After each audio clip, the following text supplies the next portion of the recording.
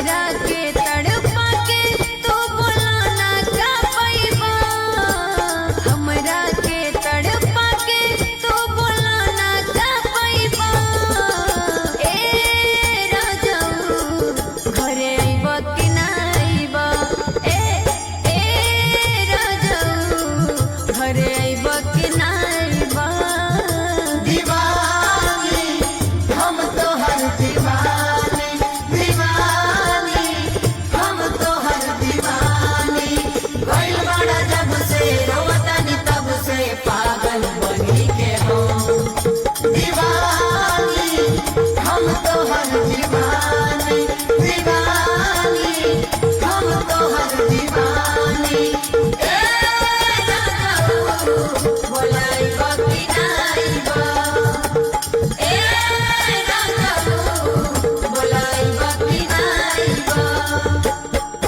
कुहू के करेज से काट जैसन गाड़े, काट जैसन गाड़े ओ काट जैसन गाड़े।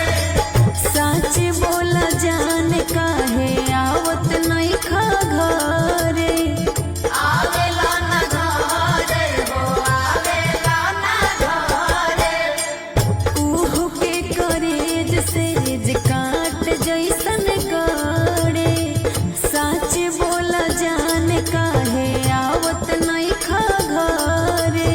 प्यार में पागल बिरहिन के तू कबले तड़पइबा, प्यार में पागल बिरहिन के तू कबले तड़पइबा। ए राजा जी घरे आइबा कि ना आइबा, ए राजा जी घरे आइबा कि ना आइबा। नमस्ते प्रणाम, मैं सिंगर बिंदुश्री। और नमस्ते प्रणाम, मैं सिंगर आनंद अंजना। और आप सब जरूर बताइएगा कि ये गाना कैसा लगा, और अच्छा लगे वो भी लिखिएगा, बुरा लगे वो भी लिखिएगा। हाँ, एक बार मैं बताना चाहूंगी, आपका पेज का नाम बताइए। मेरे पेज का नाम है सिंगर आनंद अंजना। इनके भी पेज को आप सब फॉलो करिए, लाइक कीजिए, कमेंट कीजिए, ढेर सारा प्यार दीजिए। इनका भी पेज है आनंद अंजना के नाम से, उस पेज को आप सब फॉलो कीजिए, लाइक कीजिए, कमेंट कीजिए और शेयर कीजिए, और बचा कुचा मुझे भी कीजिए।